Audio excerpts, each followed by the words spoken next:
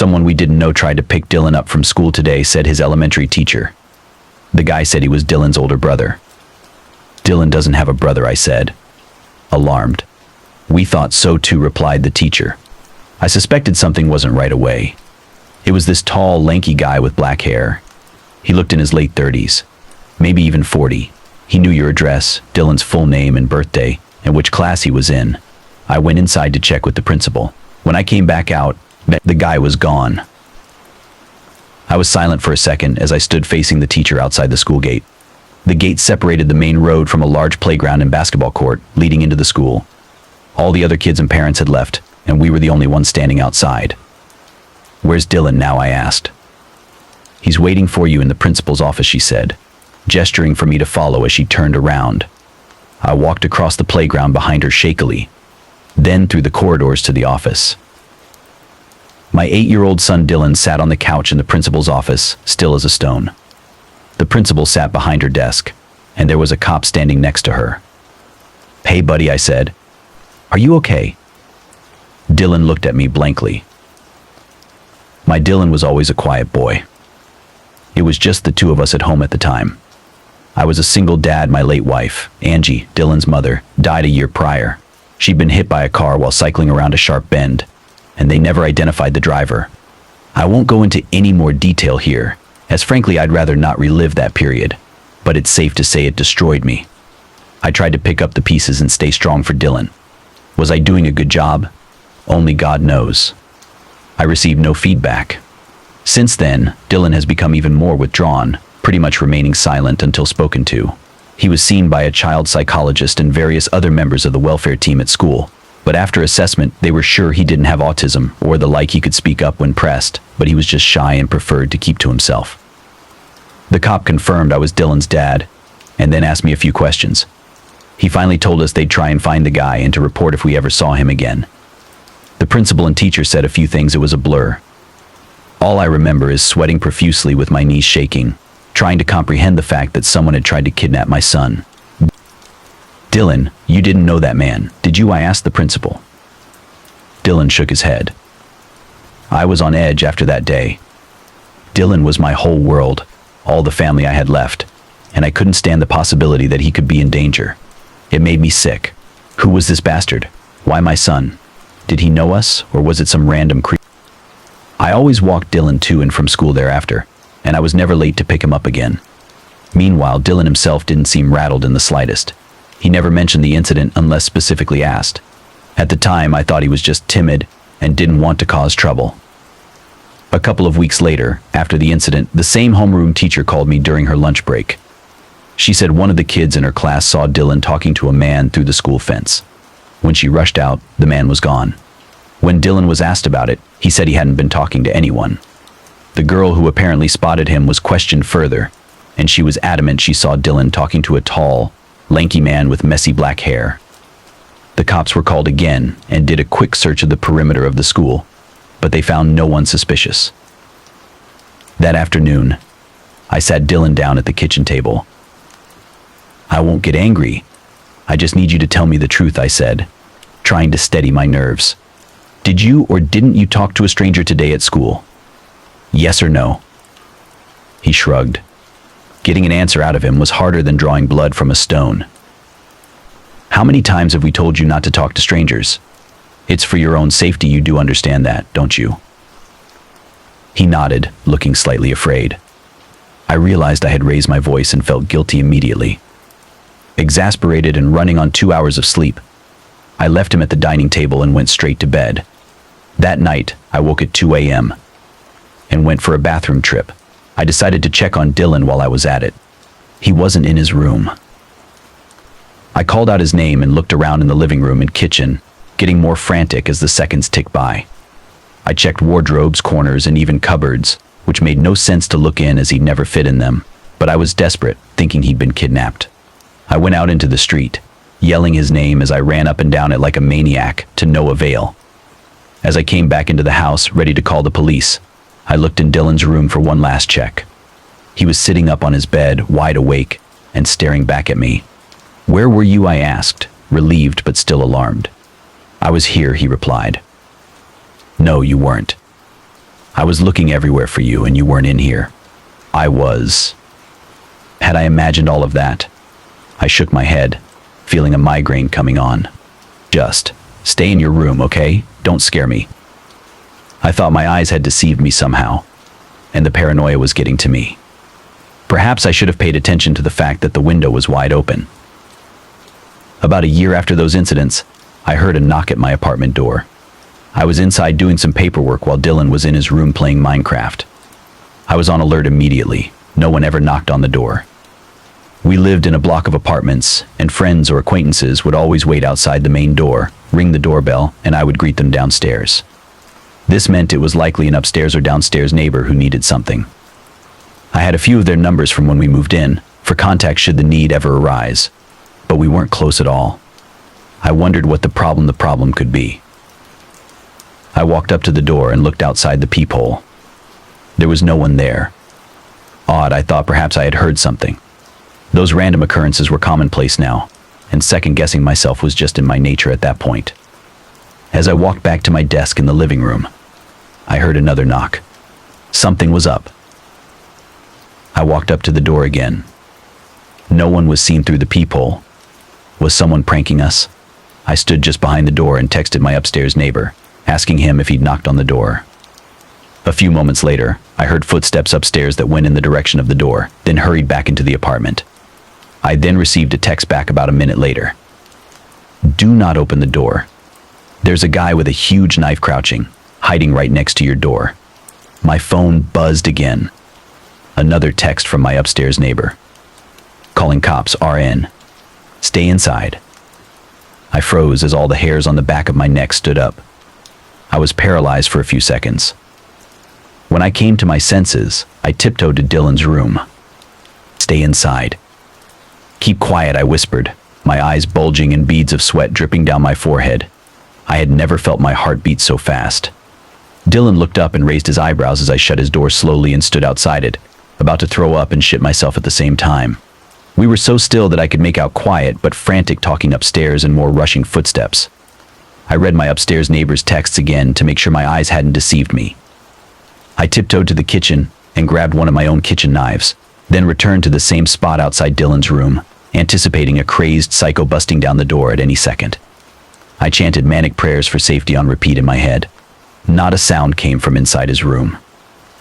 After what seemed like years, I heard sirens in the distance, and my heart rate started to slow a little. My grip on the knife handle had loosened. Eventually, I heard some shouting, more footsteps, and banging that gradually faded in volume. "This is the police," shouted a voice. I looked through the peephole to confirm that it was a cop, then opened the door, knife still in hand. They were very reassuring and informed us that a tall, lanky man with black hair had just been apprehended and taken into police custody. He had knocked on my door and was waiting for someone inside to open it. He was indeed waiting with a freshly sharpened knife. What was he going to do with it for the first person who opened that door, which was going to be me?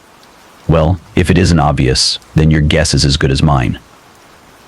This guy's name was Gregory. He seemed to bounce around from place to place with no permanent address, even traveling between states and committing petty crimes like theft, harassment, and occasionally stalking minors. When they did a more thorough search, it turned out he had been involved in at least one gruesome murder in a different state and ended up being given a life sentence for it, along with his accomplices. I wouldn't have wished that terror upon anyone, but these unfortunate things happen. The side effects of the psychological damage I experienced that day have never left me. However, I know people who have been through similar horrors but never lived to tell the tale, so I looked on the bright side and counted myself lucky. Where there are sick freaks, there will be victims. The sicko was in jail, and I thought that was the end of it. But there was a different side to the story that I only uncovered 10 years after the incident. Dylan was due to leave for college, living away from home for the first time. He had grown into a tall kid with a surprising number of friends, still obedient but relentlessly quiet. While packing his things and clearing out his room, I found a rugged-looking old notebook at the back of his bottom drawer. Dylan's diary, said the cover. I flicked through it, with no intention to pry initially, and saw that he had written and drawn in it extensively, with impressively neat handwriting.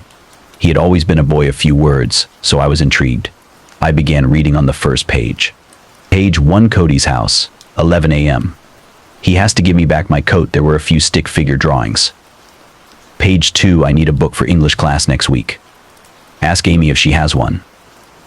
I turned the pages, and the first few were filled with the same mundane elementary school day-to-day affairs, mixed in with a few doodles. Then, I got to page 21. Page 21, why does my dad talk so much? He won't even let me get an Xbox, and he won't let me sleep over at Cody's house. Talking back is of no use. I hate him. I felt a sting, and my heart sank. I remembered that day vividly, and a pang of guilt ran through me. I turned the page. Page 22 saw Greg today. He says he can help me get rid of Dad. I said he was lying, but he says he's done it before. It was in the news. As my mind connected the dots, I flicked through the previous pages. This was the first mention of Greg I could find. I started to sweat, but I continued reading. Page 23, me and Greg are coming up with a plan. I need Dad gone. But I almost got caught talking to him today. Mrs. Watford, that stupid old mole rat, kept asking me. She took me to the principal's office again. I think Katie saw Greg and snitched. You need to be careful. A few blank pages, with a few in between filled with scribbles and admin-type notes to self. Then the narrative continued. Page 41, the word plan was underlined, with 2 drawings underneath. The first was of a stick figure kneeling by a door, holding what looked like a dagger. This stick figure was smiling. There was another stick figure behind the door, with its hand on the door handle, about to open the door. The second was of the first stick figure stabbing the stick man, who had just opened the door, his eyes now 2 crosses. Page 42, Gregor came to my house, and I showed him my plan. He said it was good and he could do it. We almost got caught by Dad, but I got back in bed just in time. He's going to get some tools from his house. Close 1. Day me. Page 43, Greg screwed up. He's in jail now. Why did Dad not open the door when Greg knocked? Everything went wrong. I don't know why. Page 44, I wish my dad would just shut up. I flicked through the rest of the notebook, which was blank. Page 44 was the last entry. I read the entries a few times and pondered what I should do. I never thought Dylan was capable of such heinous intentions. Confused and upset, I acted as if nothing had happened for a few days, but on the day he was due to leave for college, I couldn't hold it in anymore. I brought his duffel bag down and hooked it to his suitcase. He was ready to head to the station, standing outside the door with the suitcase in his backpack. Dylan, when you were younger, did I ever say or do anything that hurt you? You can be honest with me. No. Why do you ask? He replied. I held up the diary. He froze for a second, and I saw the color drain from his face. I won't blame you for anything, don't worry. You know I love you very much, son. You were a minor, and you were a victim of a very sick man. Besides, this thing is years old. I just want to know what I did wrong at the time to lead to this, and we can put it behind us. His shocked expression faded, leaving his ever-present blank stare. You didn't do anything wrong. Neither did Mom. I opened my mouth to ask him what he meant by that, but he stopped. The corners of his mouth stretched into a wide smile. Our eyes met, and we stood in silence for a few seconds.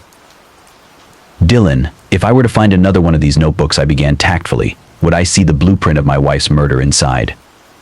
Yeah, he didn't even pause to answer. Then he gripped the handle of his suitcase and walked off down the street. That was 2 years ago now. I never forgave him. Every night I still lie awake, wondering whether he was born that way, or if it's somehow my fault. We haven't talked since he left that day, and he hasn't come back home. He's never tried to contact me, and I haven't either. It looks like he's doing well in college from his Facebook posts. He seems to have a lot of friends, so I assume he has his own place or stays with one of them. I wonder if any of them will ever find out who he really is. I wouldn't blame them if they never did. After all, I still don't know who my son is, and I raised him for 18 years.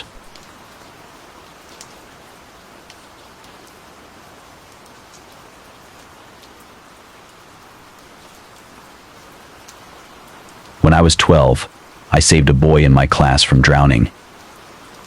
I was walking home from school with my dad after a ballet rehearsal that had dragged on. It was winter and dark outside, even though it was only 6 p.m. We walked across a wide, well-reinforced bridge that curved upwards into an arch from the side of the riverbank, reaching a peak around 20 feet above the fast-flowing water. Just as we were about to reach the other side, I heard a faint yelp coming from a distance to our left. I turned my head. Even in the darkness, there was no mistaking that a kid was being swept along toward us in the water, the strong current dragging him mercilessly. It was clear that he couldn't swim and was being pulled along like a rag doll, flailing around to no avail. Before my dad could react, I sprinted back across the bridge and ran along the other side of the bank, which the boy was closer to. I climbed over the fence, running alongside the bank, and ran to the edge, then crouched down and stretched my hand out as far as possible. The boy spotted me and tried to stretch his arm out too, but I could see from a distance that it wasn't enough. Our hands were going to be inches from touching, and he would be swept past me. Thinking quickly, I took off my pink backpack and pulled out one of the straps to its full length. Then I flung it into the water with my arm outstretched, holding onto the end of the strap tightly. The bulk of the bag bobbed in the middle of the river. As soon as the boy came past, he grabbed onto it, and I pulled with all my might. When he came within arm's distance, I held out my other hand, and he took it firmly as I pulled him out of the water. We lay clutching each other on the riverbank. He was shivering, soaked from head to toe. My dad finally caught up, shining the flashlight on the back of his phone camera at us. I recognized the boy. It was Noah, from my math class. I'd never talked to him before, though he was one of the cool kids, a group I wasn't part of, and we sat at opposite ends of the class. Under the light, he also recognized me and awkwardly let go of my arm. We climbed over the fence to the other side, where my dad was standing. "Are you all right, son?" I asked my dad, catching his breath. "Yeah, sir," he said, still trembling from the cold. My dad took off his jacket and wrapped it around Noah. "You hurt?" asked Dad. Noah shook his head. "Come on, let's get you warm back home then." My house was a 10-minute walk away. Noah was understandably quiet and in shock on the way back. When we arrived, I gave Noah one of my sweaters to change into, and Mom offered him dinner at our house. "I really should get going now. My mom's probably worried," he said nervously. "All right, but it's dark out. I'll give you a lift in the car," offered Dad. They left out the front door. The next day, I saw Noah with his friends in the corridor outside the lockers. The terrified, shivering kid I had dragged out of the river yesterday was gone, and he was back to his usual nonchalant self. As he came towards me, we made eye contact for a second, and I looked away quickly. I saw him breaking away from his friends and coming towards me out of the corner of my eye. "Hey," he said. I turned to look at him again. "Hi," I replied. "Yeah." I didn't get to say thanks properly yesterday, so thanks, he said. Don't worry about it," I said. "I want to hang out at lunch." "Sure, I guess." "Okay, awesome, see you later." We got lunch together after the third period and sat at a table opposite each other. "Don't you want to sit with your friends?" I asked. "It's fine, they'll live without me for an hour," he said. We started eating. "How did you end up in the river?" I finally asked. He paused for a second and stared at the chip on his fork. "I was walking home by myself from Jake's house, and I think I slipped when I got to the end of the bridge. The bridge my dad and I were walking on. Nah, there's another bridge that looks exactly the same as that one a couple yards down. I wondered how that could have happened, as the bridge had barrier railings on both sides." "So you weren't climbing over the rails or anything?" I asked. "Oh, nah, I slipped," he said firmly. "Right." I didn't question further. We started hanging out all the time after that.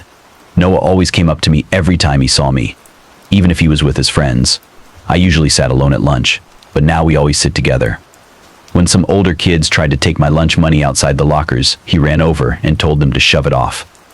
When we got phones, he texted me nonstop and always asked me to come to his house to play video games on the weekends. He texted me a link to a local news article one day, warning parents not to let their kids climb over bridge railings. "Look, it says some kid literally drowned in the same river I fell into." "Holy shit," I replied. "That's crazy." I wondered how a kid had even fallen in again. From what I remembered, the bridge had high railings on both sides, and there was a fence alongside both banks. My dad and I had walked across it almost every day without trouble when I was in middle school. It didn't strike me as an incredibly dangerous spot, unless you literally scaled the bridge railings and jumped off, or climbed over the fence along the bank. But even then, there was a healthy stretch of grass between the fence and the river. I probably fell in from climbing around, I thought. I'd always thought Noah fell that way too, but I assumed he didn't want to admit it. As we got older and went into high school, Noah became handsome and athletic. People gravitated towards him, but somehow he still stuck to me like glue. Anytime I texted him to meet up for anything, he would arrive without delay. My parents loved Noah, and my dad especially had a soft spot for him and wouldn't stop teasing me about spending so much time with him. On several occasions, I overheard girls talking about us in the bathrooms. They were confused as to why Noah was always with me when I was barely attractive. It hurt to hear, and sometimes I thought they were right. When we were 17, Noah and I were hanging out at a park near our high school in the evening. We were alone, and we sat next to each other on a set of kids' swings that we were getting too big for. The sun was setting behind a wooded stretch in the distance. "Hey, I kind of like you," he said straightforwardly.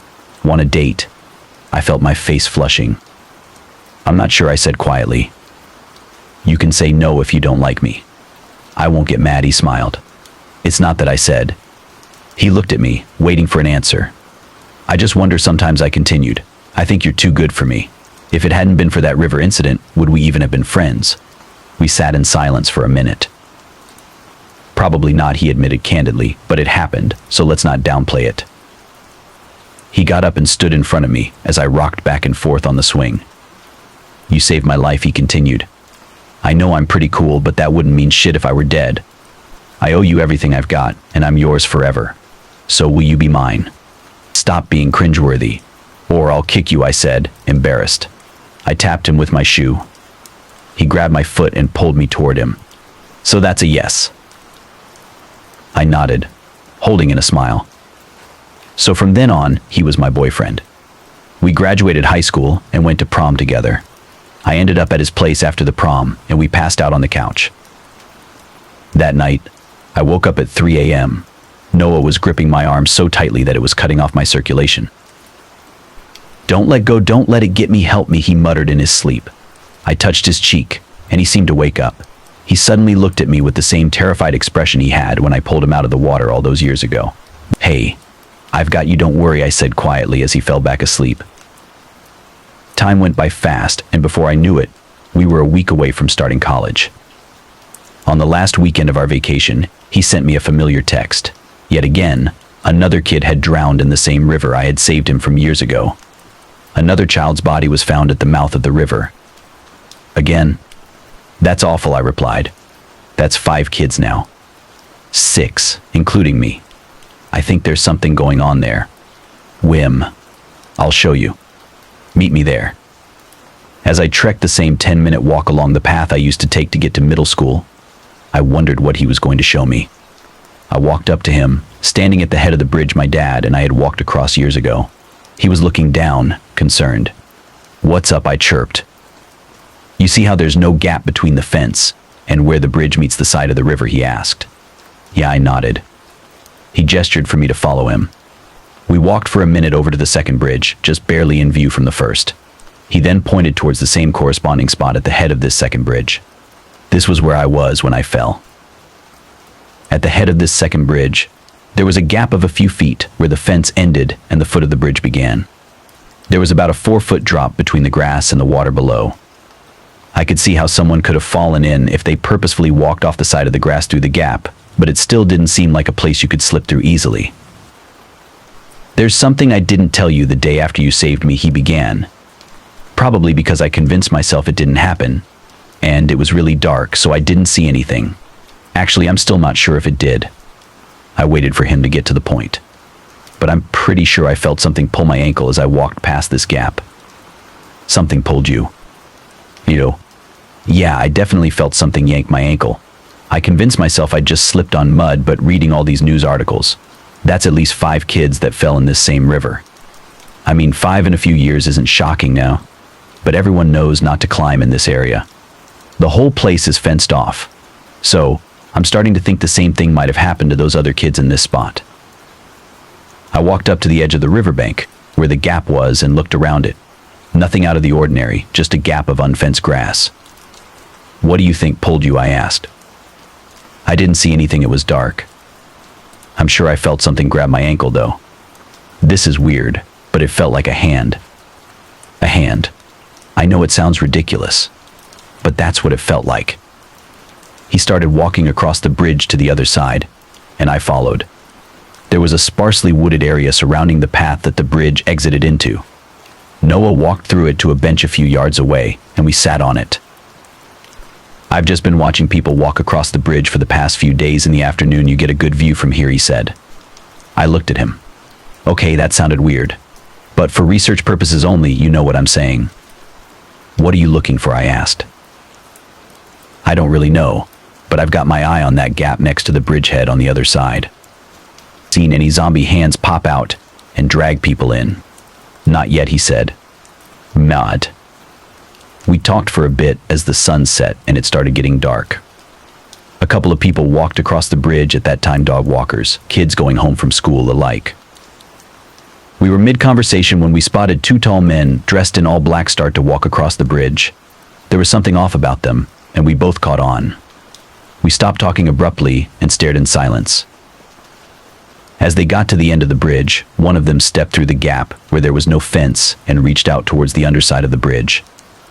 He pulled himself from the bank onto the underside of the bridge, almost disappearing from view, except for one of his legs as he stood on a bit of scaffolding under the bridge. The other man followed, swinging off the side of the perch next to the first man. Their silhouettes were barely visible in the darkness and through the distance, but they were unmistakably present. "The fuck," muttered Noah. I stared in confusion. We watched them for a few minutes, lurking under the bridge. "Jesus," said Noah. "Are they hiding under there to try and pull people into the river?" I took a second look. The distance between them and the unfenced part of the riverbank right next to the bridgehead was just within arm's reach. A chill ran through me. A couple walking their dog strolled over the bridge. I held my breath as they reached the other side and walked off the head of the bridge, past the gap in the fence. Nothing happened. Noah and I looked at each other tensely.